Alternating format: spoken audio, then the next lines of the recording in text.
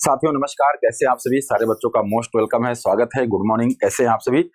तो आइए बच्चे क्लास को स्टार्ट करते हैं। और आज की क्लास में बेसिकली हम लोग क्या पढ़ने वाले हैं, भारतीय नदी अपवाह प्रणाली, जिसमें उत्तर भारत की नदियां और दक्षिण भारत की नदियां, उनकी विशेषताएं क्या है, इन सब के विषय में हम लोग क्या करेंगे, डिटेल में एक एक करके चीजों को कवर करेंगे।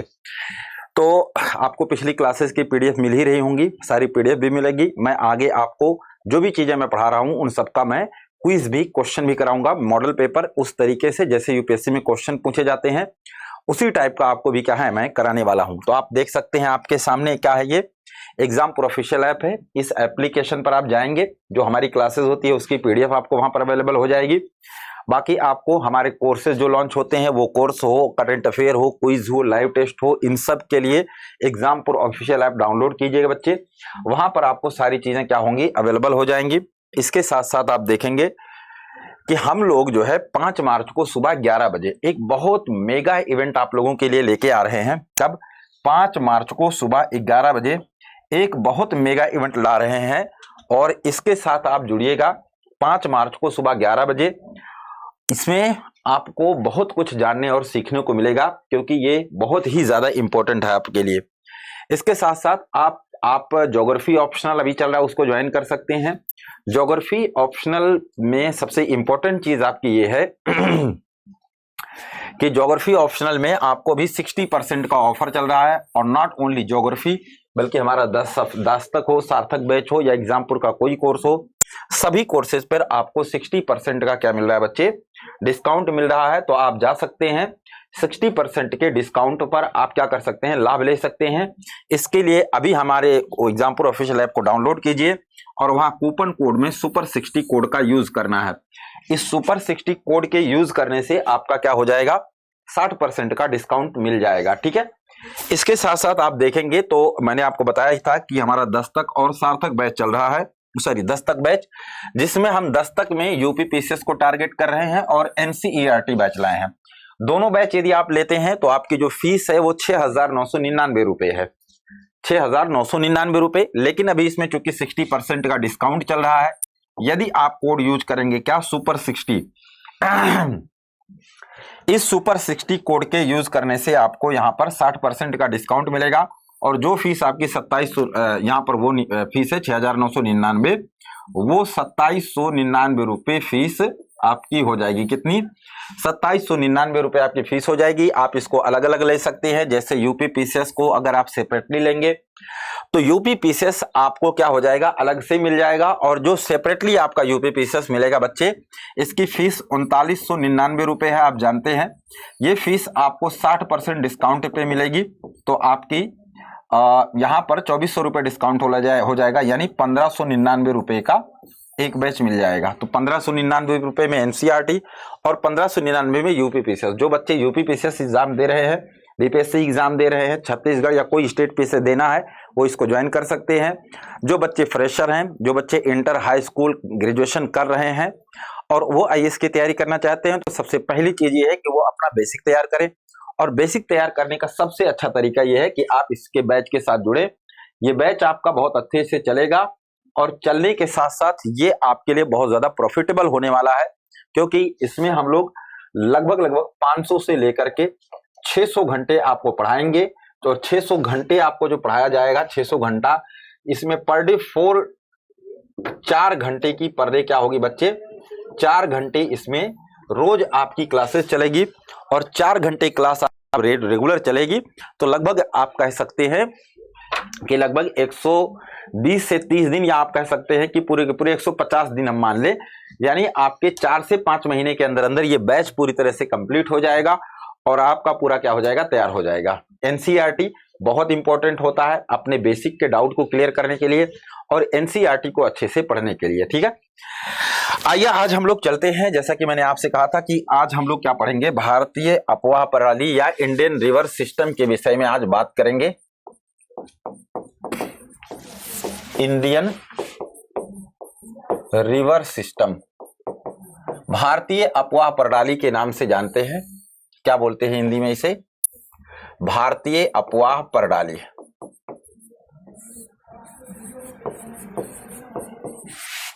भारतीय अपवाह प्रणाली के नाम से जानते हैं, भारतीय अपवाह प्रणाली या इंडियन रिवर सिस्टम के नाम से जानते हैं। अगर हम भारतीय अपवाह प्रणाली की बात करेंगे तो भारत के जो आप कह सकते हैं कि अपवाह प्रणाली है, इस अपवाह प्रणाली को हम लोग दो भागों में विभाजित करते हैं, दो भागों में बांटते हैं। दो भागों में जब हम लोग इसको बांटते हैं तो कुछ इस रूप में हमें देखने को मिलेगा कि एक हिस्सा है जिसे हम क्या नाम दे देते हैं, हिमालयी अपवाह प्रणाली,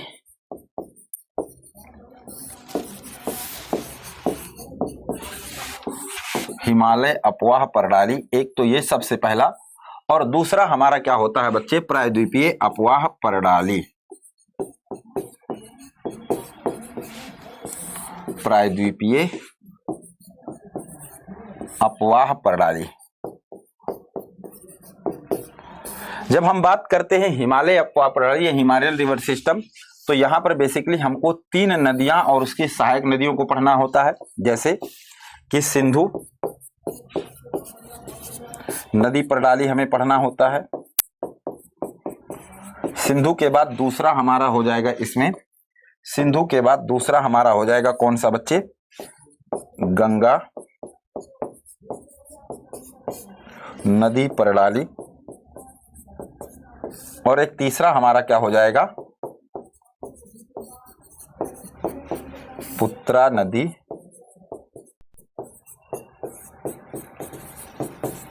ये 3 हमें क्या पढ़नी है हिमालयी अपवाह प्रणाली में।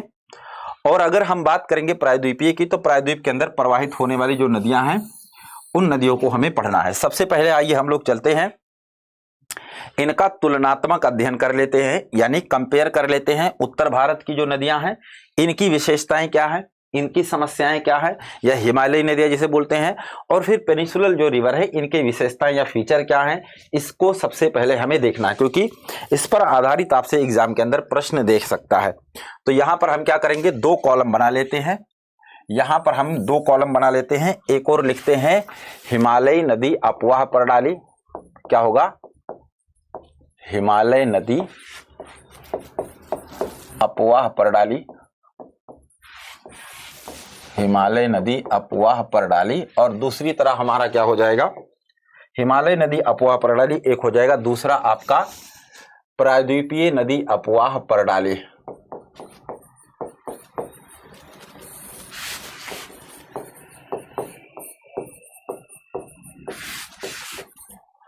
अपवाह प्रणाली,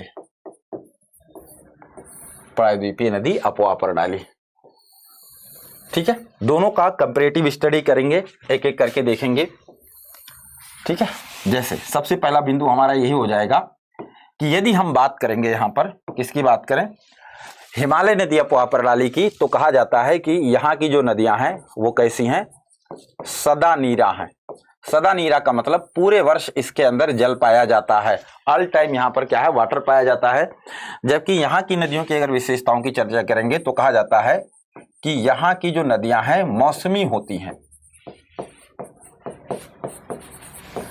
अब समझने वाली बात यह है कि सदा नीरा का मतलब हुआ क्या, कि एवरी टाइम यहाँ के नदियों में वाटर या जल पाया जाता है। क्यों ऐसा होता है, कहा जाएगा क्योंकि हिमालय में क्या पाए जा रहे हैं, हिमनद पाए जाते हैं, हिमनद यानी ग्लेशियर पाए जाते हैं, और ये ग्लेशियर पिघलते हैं, और ग्लेशियर में क्या होता है, मेल्टिंग होता है, और जब इनका मेल्टिंग होता है तो फिर ये कन्वर्ट हो जाते हैं किसके अंदर, वाटर में कन्वर्ट होते हैं, अर्थात जल में परिवर्तित हो जाते हैं। और यही जल इन नदियों के अंदर साल भर बह करके आता है, और उसी की वजह से यहाँ के नदियों का वाटर लेवल, जल स्तर हमेशा पूरे वर्ष बना रहता है। सवाल ये उठता है कि यहाँ के नदियों की में वाटर लेवल जो है वो कब कम होता है, कब ज्यादा होता है, और कब क्या स्थिति होती है, ये भी हमें समझने की आवश्यकता है।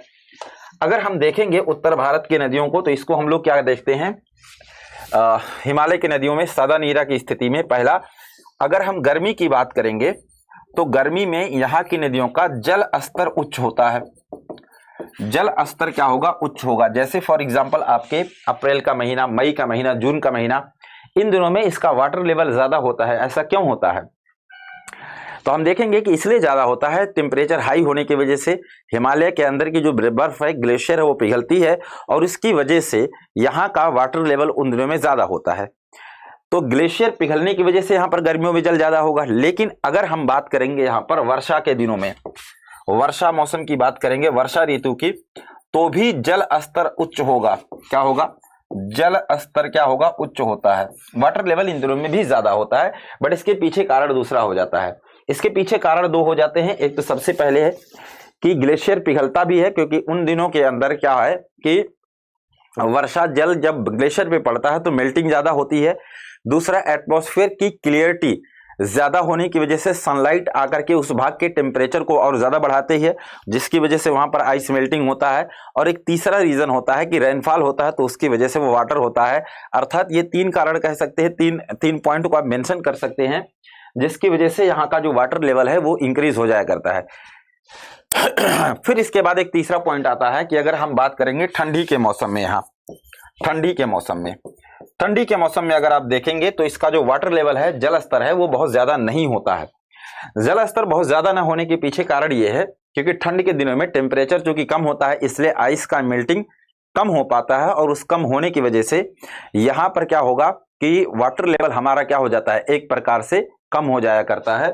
तो ठंड के मौसम में ये बात कहा जा सकता है कि यहाँ की नदियों का वाटर लेवल डाउन हो जाता है।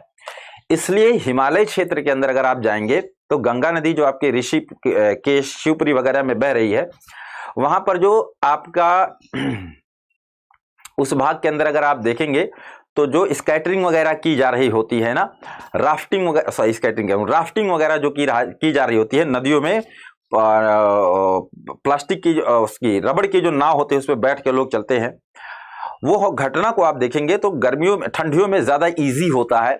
गर्मियों में उसमें वाटर लेवल कम होता है, ठंडियों में वाटर लेवल कम होता है, तो ठंडियों में राफ्टिंग वगैरह करना थोड़ा सा इजी माना जाता है। और इसलिए हम देखेंगे कि राफ्टिंग वगैरह को ठंडियों में इजाजत दी जाती है, लेकिन गर्मियों में जब वाटर लेवल इंक्रीज हो जाए या बरसात के दिनों में, हाँ, राफ्टिंग को पूर्ति तरीके से क्या है, क्लोज कर दिया जाता है। बिकॉज वाटर लेवल इतना ज्यादा हो जाता है कि ऐसे कंडीशन में वहां पर क्या होगी, प्रॉब्लम क्रिएट हो जाने के चांसेस हुआ करते हैं। दूसरा, एक तो हमने कहा कि यहाँ की नदियां क्या है, सदा नीरा होती है। पेनिसुलर इंडिया की अगर बात करेंगे, अर्थात प्रायद्वीपीय भारत की, तो यहाँ की नदियां सदा नीरा नहीं होती हैं। अर्थात यहाँ की नदियों में सदा नीरा यानी पूरे वर्ष जल नहीं रहता है, अपवाद केवल एक कावेरी नदी को छोड़ दिया जाए तो हम ये बात कहेंगे कि प्रायद्वीपीय भारत की नदियां मौसमी होती हैं, अर्थात पूरे वर्ष जल इसलिए नहीं होता है क्योंकि इन्हें आते हुए मानसून से ही वर्षा की प्राप्ति होती है। वहां ग्लेशियर नहीं पाए जा रहे हैं, का अभाव है, इसलिए जब आता हुआ मानसून भारत के अंदर दस्तक देता है तो उसकी वजह से दक्षिण भारत की नदियों को वर्षा की प्राप्ति होती है और इनका वाटर लेवल इंक्रीज होता है। बट जैसे ही गर्मी का मौसम आता है ये नदियां पुनः सूख जाया करती हैं। लेकिन दक्षिण भारत के अंदर एक नदी है, उसका नाम क्या होगा, कावेरी नदी। कावेरी नदी जब जो है वो आते हुए मानसून और लौटते हुए मानसून दोनों से क्या है, आपके वर्षा प्राप्त करती है, इसलिए उसके अंदर पूरे वर्ष क्या होता है, वाटर अवेलेबल रहता है या जल पाया जाता है।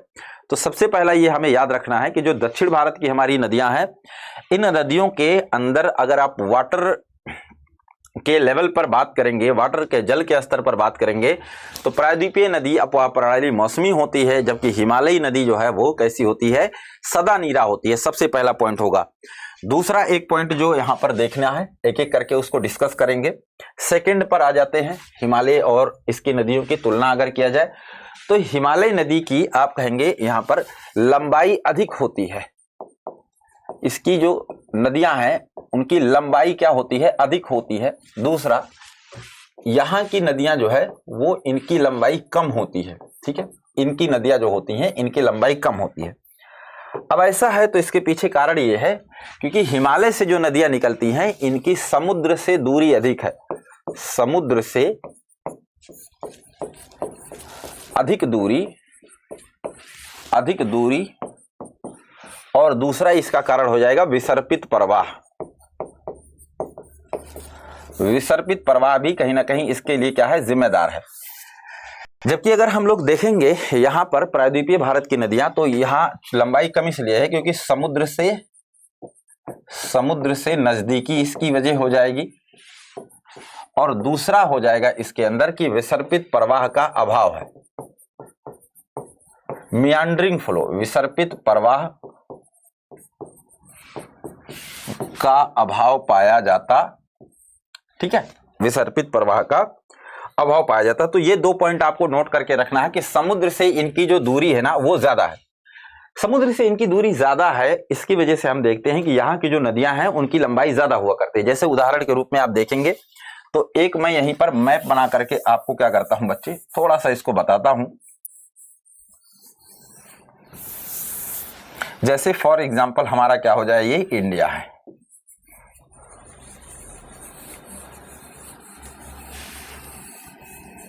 फॉर एग्जांपल ये मैं समझने के लिए ऐसे बना लिया हूं, थोड़ा सा और बेस्ट होना चाहिए। मैं ये मानूं कि यहां से हमारी नदी निकलती है, गंगा नदी ऐसे जाते बहते हुए जाती है, यहां पर बह रही होती है। तो ये नदी है गंगा, समुद्र से इसकी दूरी काफी ज्यादा है। एक नदी हमारी कावेरी यहां निकल रही है, ऐसे जाके गिर रही है, कृष्णा यहां जाके गिर रहे हैं, गोदावरी हमारी यहां से निकल करके ऐसे जाके गिर रहे हैं। तो जाहिर सी बात है अगर हम यहाँ पर कृष्णा कावेरी गोदावरी की बात करेंगे तो इनकी समुद्र से दूरी क्या है, कम है। उसकी वजह से देखते हैं इनकी लेंथ कम होती है, जबकि अगर उत्तर भारत की नदियों की बात करेंगे तो इनकी लेंथ क्या होती है, ज्यादा होती है। दूसरा इसमें एक और कॉन्सेप्ट आपको देखने को मिलेगा, वो क्या है, देखो उत्तर भारत की जो नदियां हैं ये विसर्पित प्रवाह करती हैं, अर्थात इस तरीके से बह रही होती हैं, विसर्पित। तो जाहिर सी बात है कि ऐसे जब आप इसकी लंबाई नापेंगे तो ज्यादा हो जाएगा। यहाँ की जो नदियां हैं वो सीधी प्रवाहित होती है। सवाल यही उठता है कि दक्षिण भारत की जो नदियां हैं वो सीधा प्रवाहित करती होती हैं, जबकि उत्तर भारत की नदियां जो है वो विसर्पित प्रवाह करती हैं। इसके पीछे भी कोई ना कोई कारण होगा। इसके पीछे कारण ये है कि उत्तर भारत की जो नदियां हैं ये प्लेन रीजन से प्रवाहित हो रही हैं, प्लेन रीजन यानी मैदानी क्षेत्र से। और मैदानी क्षेत्र के अंदर जो रॉक पाई जाती है, रॉक वो अवसादी है, या आप कह सकते हैं इसको अवसादी चट्टानें हैं, सॉफ्ट रॉक, या आप कह सकते हैं क्या होगा आपका सॉफ्ट रॉक, या आप कह सकते हैं कि मुलायम चट्टान जो है वो पाई जाती है। क्या होगा बच्चे आपका सॉफ्ट रॉक, या आप कह सकते हैं कि इसमें मुलायम चट्टानें आपकी पाई जाती हैं। तो सॉफ्ट रॉक मुलायम चट्टानें पाई जाती हैं, उसकी वजह से ये इसका अपरदन या इरोजन ज्यादा कर देती हैं।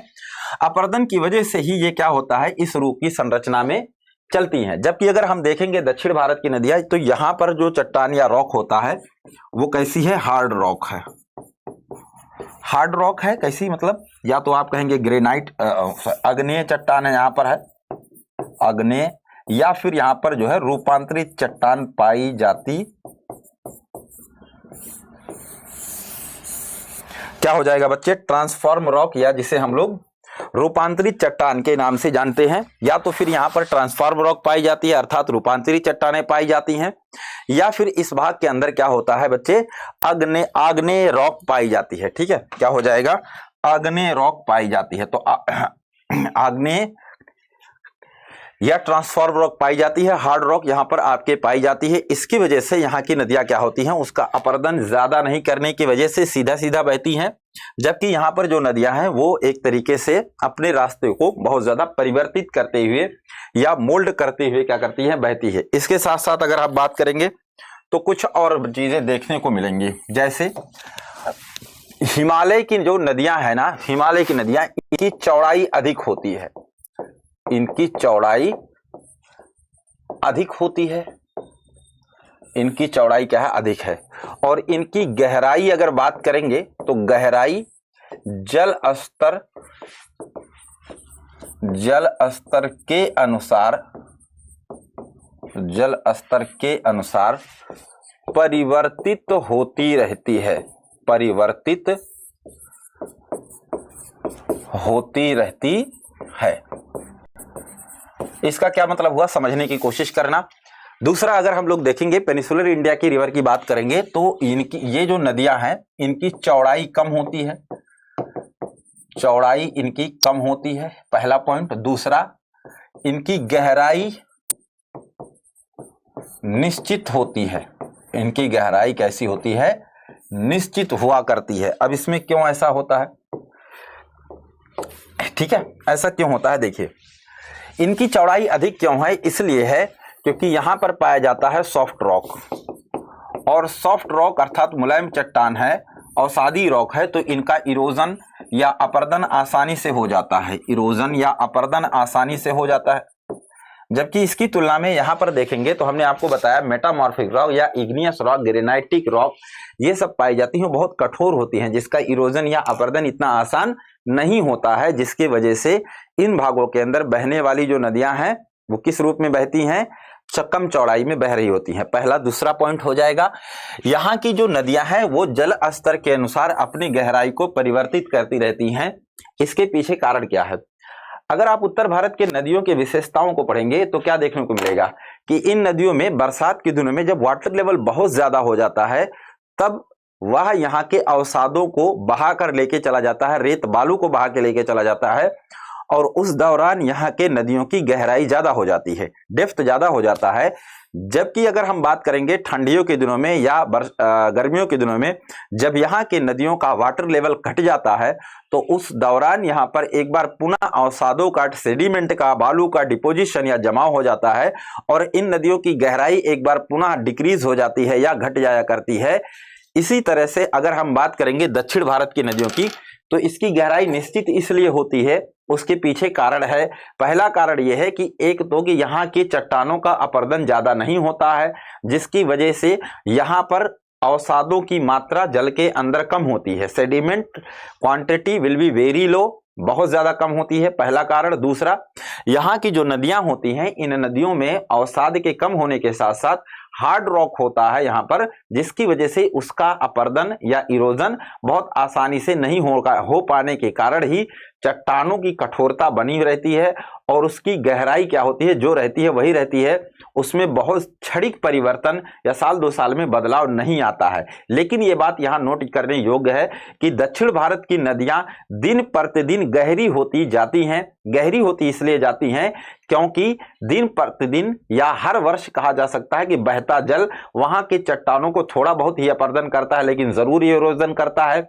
इसलिए दक्षिण भारत की जो नदियां हैं उनकी गहराई क्रमवार बढ़ती चली जाती है, जबकि उसकी तुलना में यदि हम उत्तर भारत की बात करेंगे, हिमालयी नदियों की बात करेंगे, तो यहाँ की डेप्थ या गहराई के विषय में अनिश्चितता व्याप्त है। मौसम के अनुसार जल की उपलब्धता, वाटर अवेलेबिलिटी के हिसाब से इसमें एक प्रकार से बदलाव या परिवर्तन समय के अनुसार होता रहता है।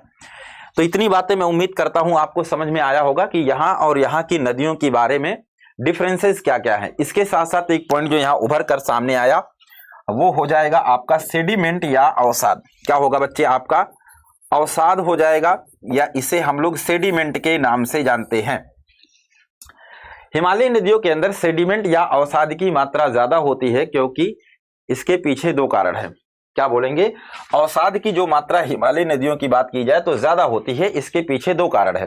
पहला कारण यह है कि हिमालय नदी में अवसाद इसलिए ज्यादा होता है क्योंकि पूरे वर्ष यहाँ पर वाटर का फ्लो या जल का प्रवाह होता रहता है, जिसकी वजह से यहाँ पर अपक्षय अपरदन की घटना, erosion and weathering process all time will be active. जबकि अगर हम बात करेंगे दूसरा रीजन, तो ये कठोर चट्टानों के बजाय मुलायम चट्टाने हैं, सॉफ्ट रॉक है, जिसका इरोजन या अपरदन आसानी से किया जा सकता है। यही कारण है कि हिमालय में बहने वाली नदियों में सेडिमेंट का डिपोजिशन ज्यादा होता है। जबकि अगर हम लोग बात करेंगे यहाँ पर तो दक्षिण भारत की नदियों में अवसाद क्या होंगे बच्चे? कम होंगे।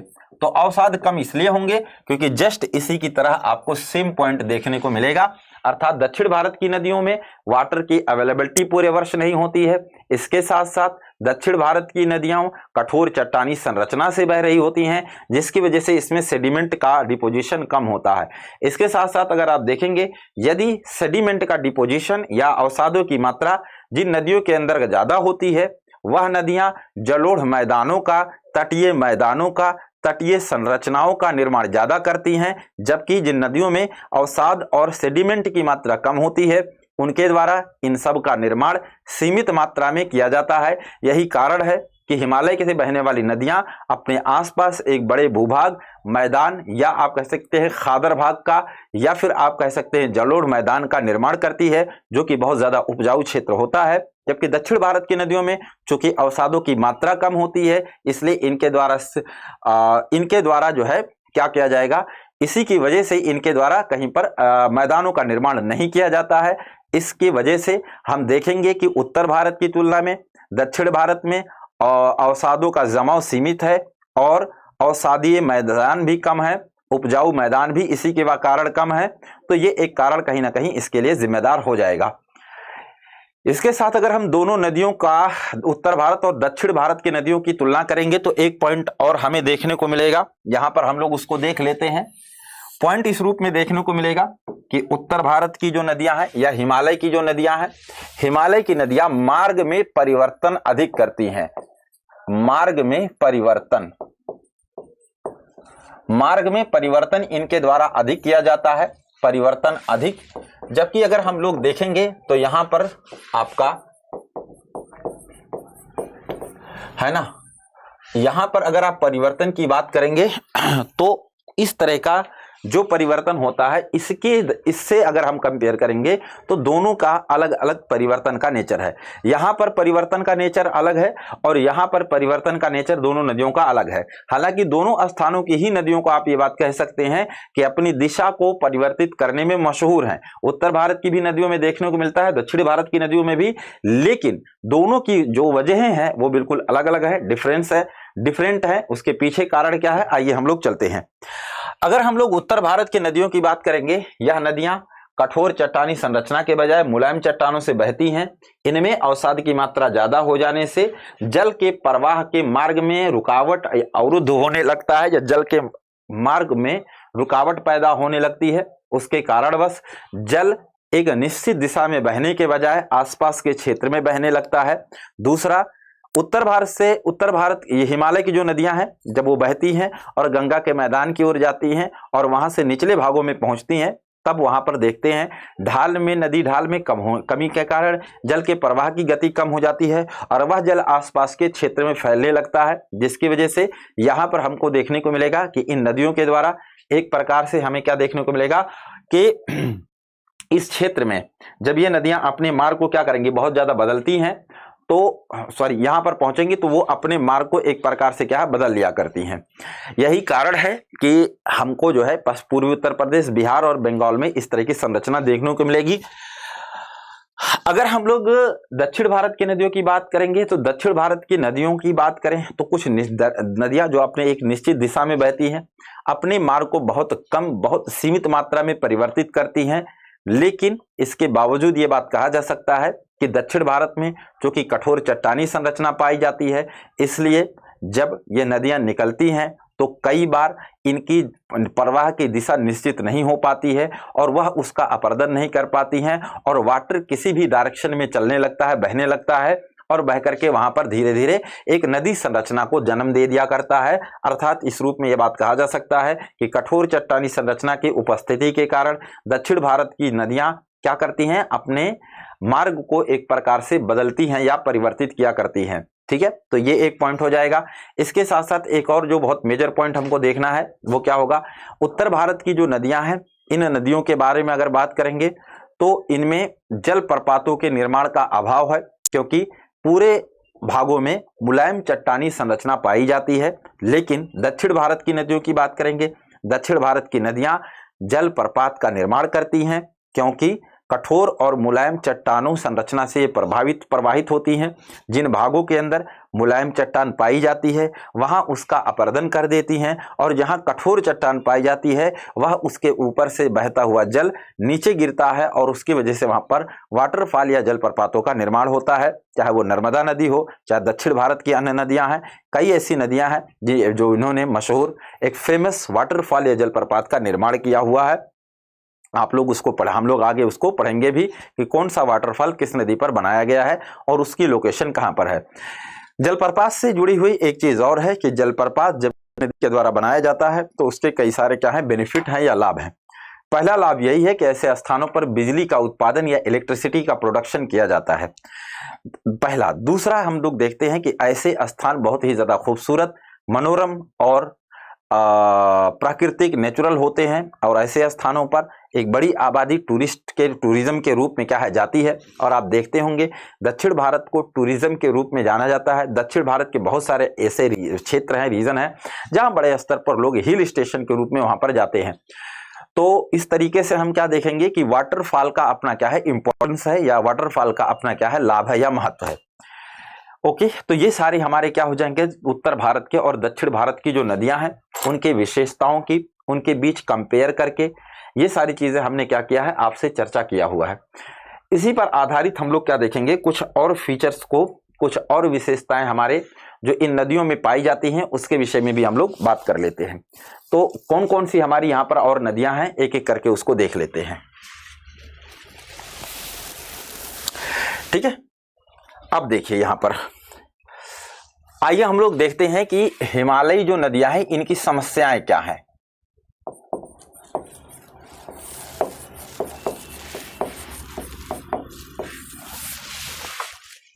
इसकी समस्या क्या क्या है, प्रॉब्लम क्या है। अगर हिमालय नदियां की प्रॉब्लम्स की बात करेंगे, समस्याओं की, तो बहुत सी समस्याएं आपकी हिमालयी नदियों के विषय में देखने को मिलती हैं। कौन कौन सी विशेषताएं हैं, एक एक करके देखते हैं कि जो हमारी हिमालयन रिवर है इस नदी की कौन कौन सी विशेषताएं हैं। मेरी बात समझ में आ रही है ना, कि जो हिमालयी नदियां हैं इनकी कौन कौन सी विशेषताएं हैं।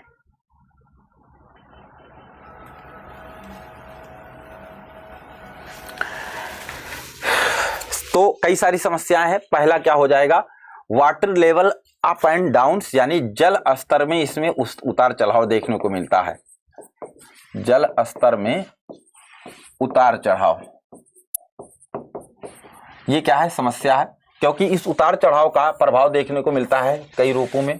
पहला एक प्रभाव कि इसी की वजह से बाढ़ आ जाता है, फ्लड आ जाता है, और फ्लड के साथ साथ जब इसमें वाटर लेवल डिक्रीज होता है तो इसमें सूखे की स्थिति आ जाती है, या फिर जिसे हम लोग किस नाम से जानते हैं, सूखे की स्थिति, यानी इसमें ड्रॉट की जो कंडीशन है वो ड्रॉट की कंडीशन बन जाया करती है। तो जल स्तर में कहीं ना कहीं अप एंड डाउन होता है, उसकी वजह से ऐसा हमको देखने को मिलता है। दूसरा हम लोग देखेंगे इसके अंदर एक और समस्या है कि हिमालय जिस क्षेत्र के अंदर बहती है यहाँ पर इरोजन बहुत ज्यादा करती है, इरोजन, और एक वेदरिंग के नाम से जानते हैं। तो वेदरिंग, तो इससे हम लोग क्या कह सकते हैं, अपक्षय तथा अपर्दन। क्या होगा बच्चे,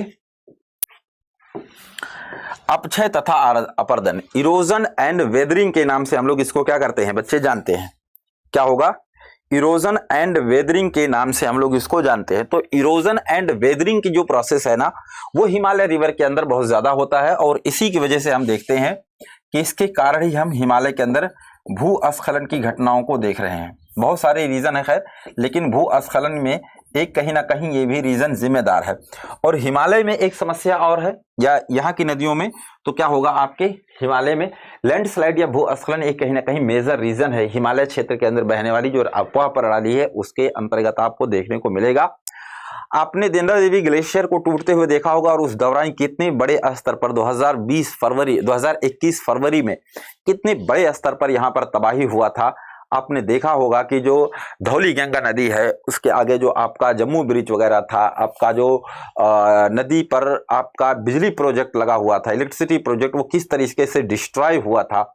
कई लोगों की उसमें जाने चलेगी, करोड़ों रुपए का लॉस हुआ। कितने लोग उसमें काम करने वाले कर्मचारी अचानक से भागे, क्योंकि यहाँ का जो वाटर लेवल होता है वो अचानक से क्या होता है, अप होता है, आपको संभलने का मौका नहीं देता है।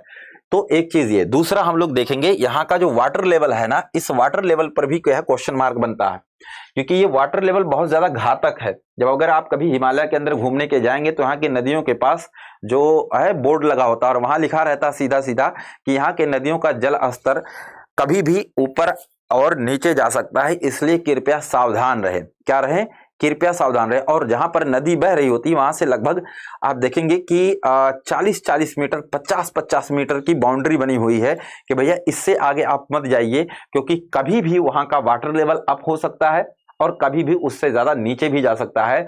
तो अगर वहां का वाटर लेवल जब इंक्रीज होता है तो आपको एहसास भी नहीं होगा कि यार इतना ज्यादा इसका वाटर लेवल अचानक से बढ़ जाएगा। बिकॉज ऐसा रीजन इसलिए है क्योंकि वहां ग्लेशियर से इनका संबंध है। अगर ग्लेशियर टूट गया तब तो वाटर लेवल अचानक से क्या हो जाएगा, आपका इंक्रीज हो जाता है।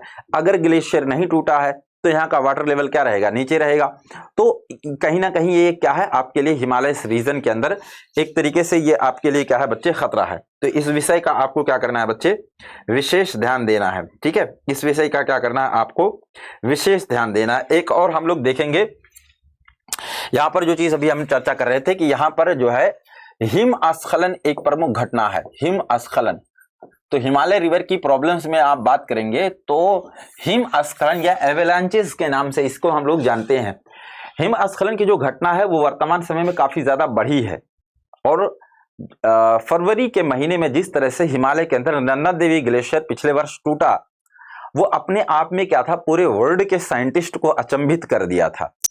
अचंभित इसलिए किया हुआ था कि ठंड के दिनों में जहां हिमालय का टेम्परेचर ऑलरेडी कम होता है, उस भाग के अंदर अचानक से ग्लेशियर का इतने बड़े स्तर पर टूटना कि पूरा का पूरा नदी पर बने प्रोजेक्ट का तबाह हो जाना और कई लोगों की उसमें जान चले जाना, लगभग 200 लोग लापता हो गए।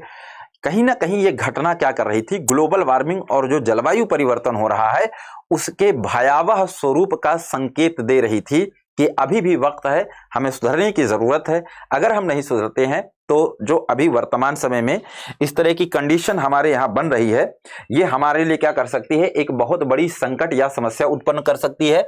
तो हिमस्खलन की घटना अगर आप देखेंगे तो कह सकते हैं कि वर्तमान समय में हिमालय में बढ़ा है। और इसके पीछे के अगर हम कारणों की चर्चा करेंगे तो दो भागों में इन कारणों को डिवाइड कर सकते हैं। एक सबसे पहला अगर आप देखेंगे जो रीजन इसमें है हिमालय में हिमस्खलन का, तो आप कहेंगे कि भाई एक तो ग्लोबल वार्मिंग कहीं ना कहीं बहुत इसके लिए जिम्मेदार वर्तमान में है, ग्लोबल वार्मिंग। और ग्लोबल वार्मिंग जलवायु परिवर्तन तो है ही ग्लोबल वार्मिंग, और ग्लोबल वार्मिंग के साथ आपका क्या हो जाएगा, क्लाइमेट चेंज या जलवायु परिवर्तन। तो ग्लोबल वार्मिंग और जलवायु परिवर्तन इसके लिए जिम्मेदार है। और इसके साथ साथ यहाँ पर अर्थक्वेक की जो घटनाएं हैं, अर्थक्वेक या लैंडस्लाइड की जो घटना है, भूस्खलन, ये भी कहीं ना कहीं क्या हुआ है, आप कह सकते हैं लैंडस्लाइड, ये भी आपका इंक्रीज हुआ है। और इसके इंक्रीज होने के वजह से ये समस्या हम लोगों को देखने को मिलती है। क्या हो जाएगा, इसके वजह से ही हम देखते हैं कि ये जो प्रॉब्लम्स है वो प्रॉब्लम हमको देखने को मिला करती है। मेरी बात समझ में आ रही है ना। तो ये सारे आपके क्या होंगे, हिमालय के अंदर जो नदियां हैं उनकी एक और रीजन आपका होगा, हिमालय से निकलने वाली नदियों की एक और समस्या, विसर्पित प्रवाह। ये सुनने में बड़ा अजीब सा लगेगा कि इसका विसर्पित जो प्रवाह है, मियांडरिंग फ्लो है, वो क्या है, इसकी एक समस्या है। डेफिनेटली इसकी एक कहीं ना कहीं समस्या है, क्योंकि विसर्पित प्रवाह हो अच्छी बात है, लेकिन जब इसका विसर्पित प्रवाह इतना ज्यादा हो जाता है कि उससे हमारे लिए प्रॉफिट के बजाय लॉस होने लगता है, तो ये संकट या समस्या बन जाती है। अगर हम ईस्ट यूपी बिहार की बात करेंगे, बंगाल की बात करेंगे, वहां पर इनके अंदर विसर्पित प्रवाह इतना ज्यादा होता है कि कोसी नदी अपने इसी मार्ग के परिवर्तन के लिए ही मशहूर है। और उसकी वजह से हम बिहार के अंदर देखते हैं हर साल लगभग कईयों करोड़ों मिलियन डॉलर का लॉस होता है, कईयों लोगों की उसके अंदर जाने जाती हैं, कईयों लोग अपने घर से हाथ जो धो बैठते हैं, पूरा का पूरा गांव इसमें डूब जाया करता है। तो ये कहीं ना कहीं इसका जो विसर्पित प्रवाह है वो एक समस्या है। लेकिन विसर्पित प्रवाह का एक लाभ और ये है कि विसर्पित प्रवाह के कारण अपरदन ज्यादा किया जाता है और उसकी वजह से अवसादों का दूसरी जगह जमाव किया जाता है, जिसकी वजह से नए प्रकार की मिट्टियां, खादर के मैदान, जलोढ़ मैदान, एलुवियल प्लेन और उपजाऊ क्षेत्र का निर्माण हुआ करता है। और यही कारण है कि बिहार में विसर्प प्रवाह ज्यादा है, तो जलोढ़ मैदानों का, नवीन जलोढ़ मैदानों का निर्माण भी बिहार के अंदर ज्यादा है। और आप देखेंगे कि बिहार में इस चीज के लिए मारामारी होती है कि ऐसे क्षेत्र में क्या होता है कि जल जमा रहता है और जब जल वो हटता है तो कहा जाता है कि उस भूभाग पर खेती जब की जाती है तो इतना ज्यादा वो उपजाऊ होता है कि अगर 5 साल भी वो जल से सुरक्षित रहा, वहां वाटर दोबारा नहीं आया 4-5 साल तक, तो 5 साल भी अगर खेती कर लिया तो जो एक अच्छी खासी उसकी इनकम क्या है बन जाया करती है। ऐसे क्षेत्रों के लिए बिहार में बड़ा मारामारी होती है। उसके लिए पता नहीं है, एक स्पेशल टर्म वहां लोकल बोला जाता है, मुझे याद नहीं आ रहा है। तो कहीं ना कहीं उसका ये क्या हो जाएगा, बेनिफिट है या उसका कहीं ना कहीं ये एक प्रॉफिट है या लाभ है। ठीक है, तो ये सारी चीजें आपकी हो जाएंगी, इसको आप नोट करके रख सकते हैं उत्तर भारत और दक्षिण भारत की जो नदियां हैं उनके विषय में। ओके, अब अगर हम लोग देखेंगे तो हम आगे जो है क्या करेंगे हिमालयी नदियों को पढ़ेंगे। हिमालयी नदियों में सिंधु नदी अपवाह प्रणाली, गंगा नदी अपवाह प्रणाली और ब्रह्मपुत्र नदी अपवाह प्रणाली। उसके बाद फिर हम लोग आएंगे दक्षिण भारत की नदियों में। तो दक्षिण भारत की नदियों में हमें जैसे कि कृष्णा, कावेरी, गोदावरी, नर्मदा, ताप्ती और आपकी जो है और भी छोटी छोटी नदियां हैं जिनको हमें क्या करना है बच्चे, पढ़ना है, जो दक्षिण भारत के अंदर बहती हैं। ठीक है, एक प्रश्न है आज आपके लिए, मैं उसको देता हूं, आप लोगों को नोट करके रखना है।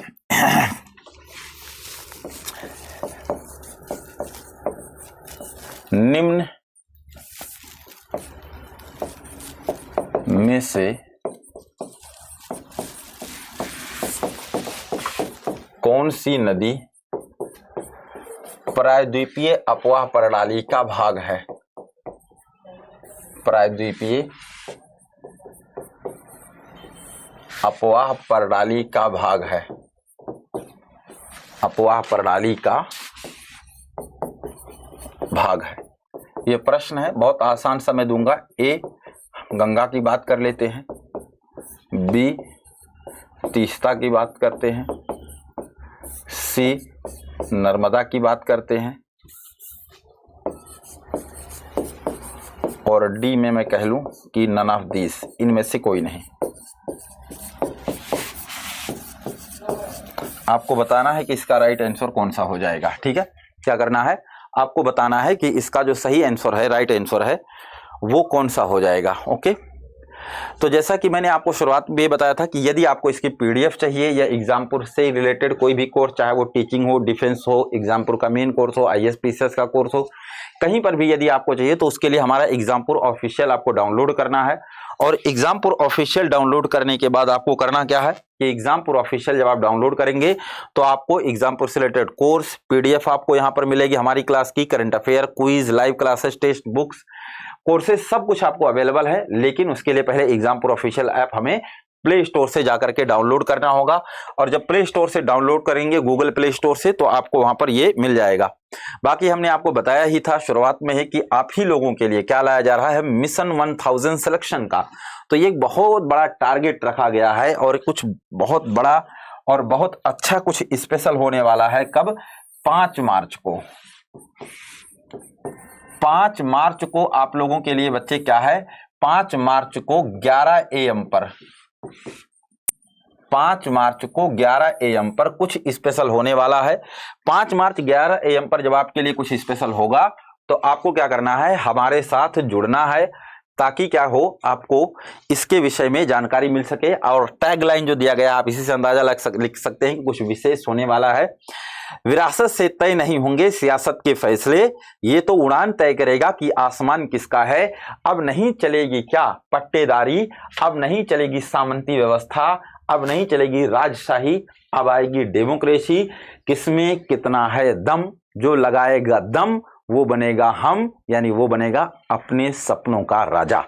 अब राजा का बेटा ही राजा नहीं बनेगा, बल्कि सपने देखने वाला क्षमतावान व्यक्ति राजा बनेगा, चाहे वो चाय बेचता हो या कोई और हो। ठीक है, बाकी आप देखते होंगे कि भाई भूगोल वैकल्पिक विषय एप्लीकेशन पर आप लोगों के चल रहा है, अभी उस पर 60% का डिस्काउंट चल रहा है, देख सकते हैं, ज्वाइन कर लीजिए। क्योंकि वैकल्पिक विषय भूगोल को लेने के बाद आपके पीटी का जो सरदर्द है वो लगभग आपका कम हो जाता है, बल्कि समाप्त हो जाता है। अगर आप थोड़ा सा सिंसियरिटी से पढ़ाई करेंगे तो आपका 100% प्रीलिम्स निकलने वाला है। और आप जानते हैं कि प्रीलिम्स इतना बड़ा बाधा है कि आप अंदाजा नहीं लगा सकते। प्रीलिम्स में आपके 1000 बच्चों का 10,000 बच्चों का आपका होना है, 8,000 बच्चों का होना है प्रीलिम्स, और 10 लाख 9 लाख बच्चे फॉर्म भरे हुए हैं, एग्जाम दे रहे हैं। तो ऐसी कंडीशन में भूगोल वैकल्पिक विषय डूबते नाव का सहारा बनती है। क्यों? इन्वायरमेंट, ज्योग्राफी, जीएस में कोई बच्चा पढ़ता है, आप ऑप्शनल में यहां पढ़ते हो, तो जाहिर सी बात है आपके जो सफलता के चांसेस हैं वो आपके क्या हो जाएंगे बच्चे, ज्यादा हो जाएंगे। ऐसी कंडीशन में आपका क्या हो जाएगा,